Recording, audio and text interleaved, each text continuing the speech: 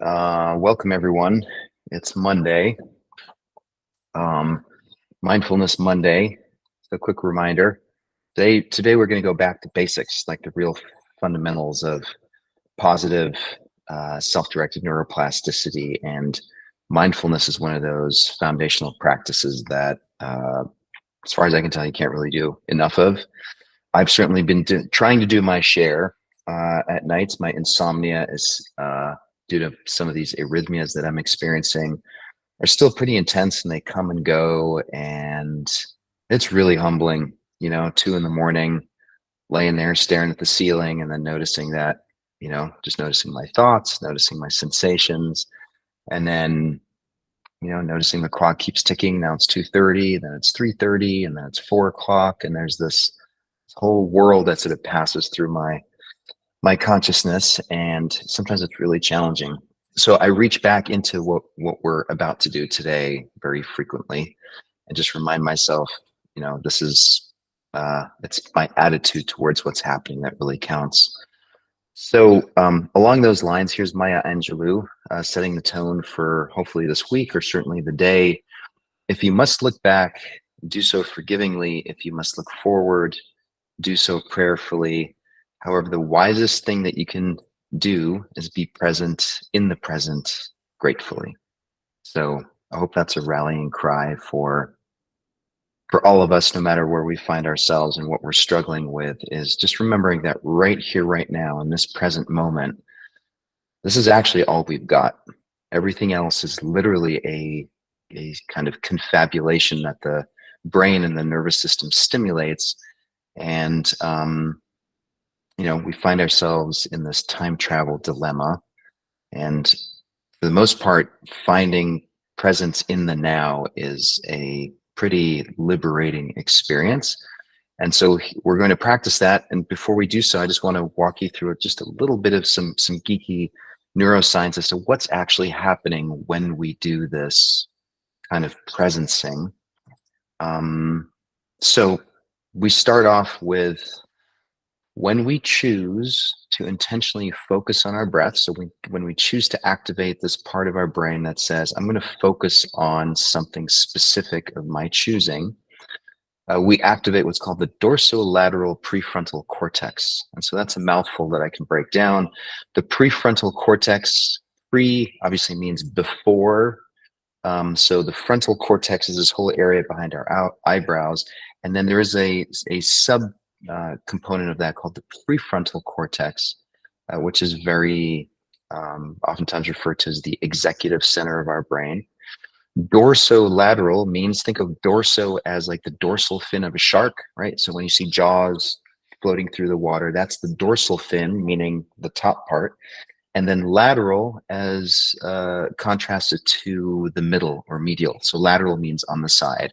So a fancy way of saying, when we intentionally focus on our breath or on the present moment, the part of our brain that gets a lot of oxygen-rich, glucose-rich blood is this dorsolateral prefrontal cortex on the side of our of the front of our eyebrow. And now what invariably happens is we're focusing, and then before you know it comes this thought of, gosh, I wonder what I'm going to have for lunch. Or, gee, did I remember to send that email? And oh no, I completely forgot to, whatever, fill in the blank. The list is endless. So this distraction or mind wandering part of our brain, what happens there is we activate the default mode network. So last week I talked about the default mode network as being this part of this network of our brain that is active when we're just sitting there self-referentially thinking about ourselves in space and time and wondering what's going on. There's no real like specific focus on anything. It's just this ruminatory kind of brain. So that happens when we meditate. That kicks in, and it distracts us from focusing on our breath or whatever it is that we've been focusing on. And all these other regions of our brain get blood and get oxygen and start getting all active. So now comes this wonderful inflection point where we say, whoa, wait a second. I just woke up to the fact that I was feeling distracted. And now the insula comes online. The insula is the part of our brain that allows for a process called interoception. Interoception means we all have it, and it's this experience of what it's like to have a body and notice the inside experience of our body. So that's called interoception. So there is this moment after we've focused on our breath or something specific. A few seconds later, we wake up to the note of the fact that our mind has been wandering, and that's because the insula has come online. And the insula is our friend in that it says, "Hey, Ollie, hey, you know, meditator. Remember, the goal here was not to just mind wander and just sit here stewing on the past or the future. The goal is to focus on something specific, and you just got distracted. So, noticing that distraction, we reorient our attention back to activating the dorsolateral prefrontal cortex.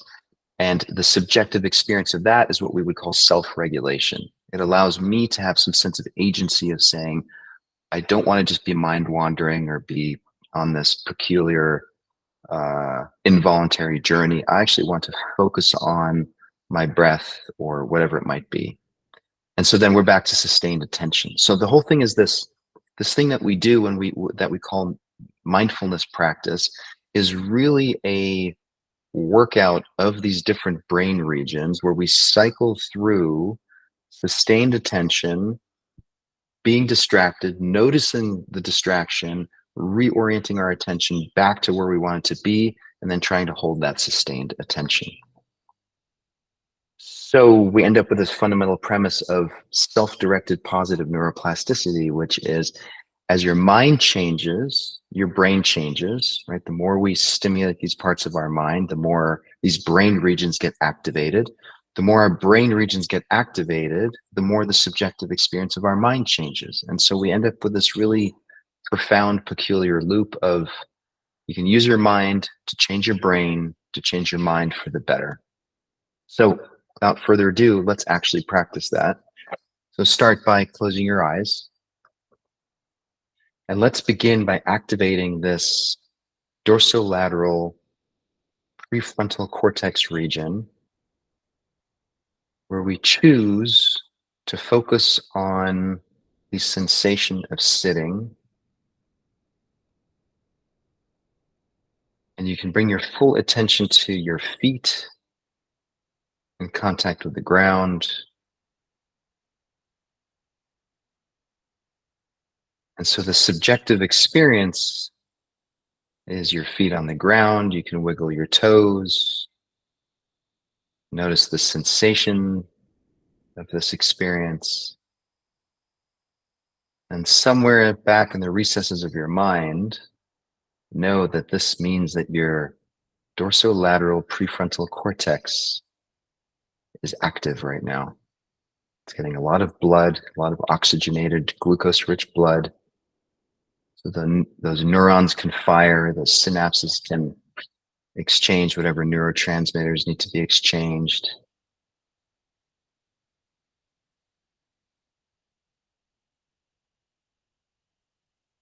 Now see if you can just maintain your focused attention on the sensation of your feet,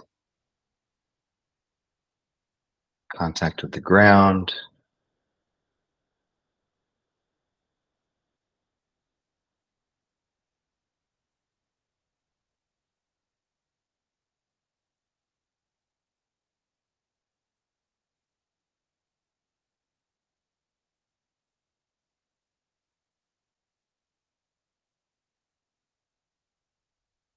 You need to occasionally wiggle your toes, draw more attention to your feet.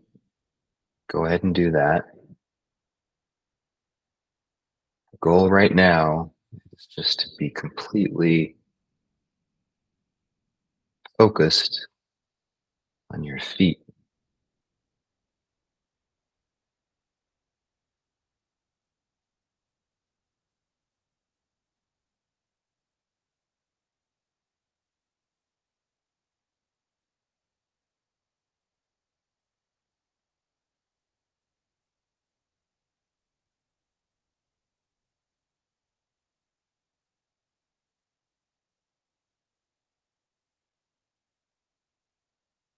My guess is the longer I stay silent and don't draw your attention to your feet, the greater the propensity of the mind to begin wandering to the past, the future. You may have already experienced this. And if so, I want you to imagine that there's all these other brain regions that just came online because they're just sitting idle and they don't like sitting idle. They want to get involved. And so they start time traveling and they distract your attention from your feet. And that's okay. And the moment you notice this, it's because your insula just got activated. And so appreciating the insula for what it does, which is it gives us a subjective sense of, oh, right, I thought I was focusing on my feet and I just noticed that my mind was wandering. Feeling tone to that experience. So just take that in.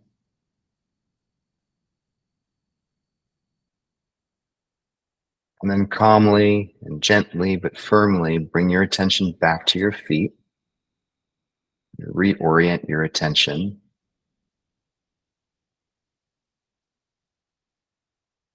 Wiggling your toes, feet flat on the ground.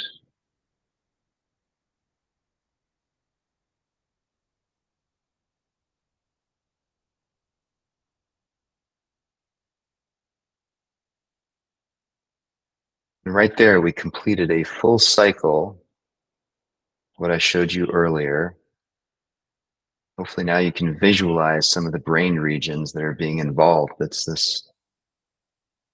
the complex system that gets activated. But the most important part of this is that we have some control over it. We can choose to focus on whatever we want. Then we notice the inevitable distractions. And when we notice them, we just gently choose to return back to what we want to focus on.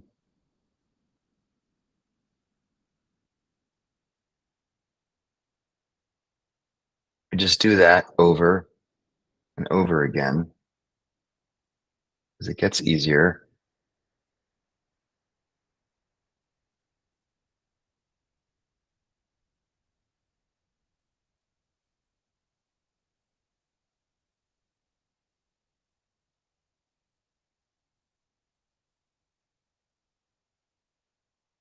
We can shift the locus of our attention. So let's shift to our belly. So bring your full attention to your belly.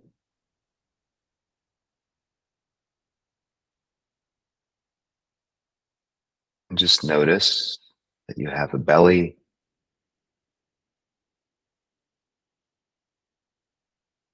Notice sensations.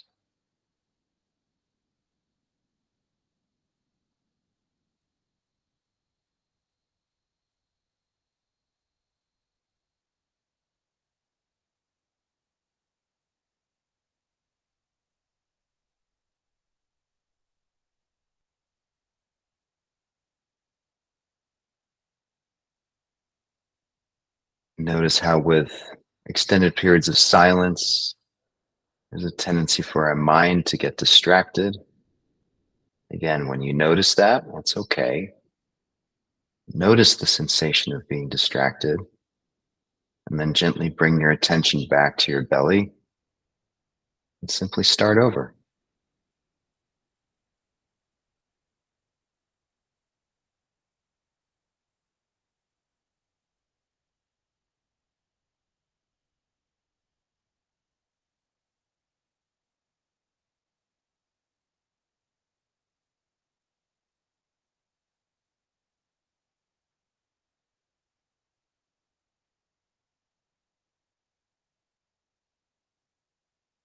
And then go ahead and take a deep breath in. Exhale through your mouth.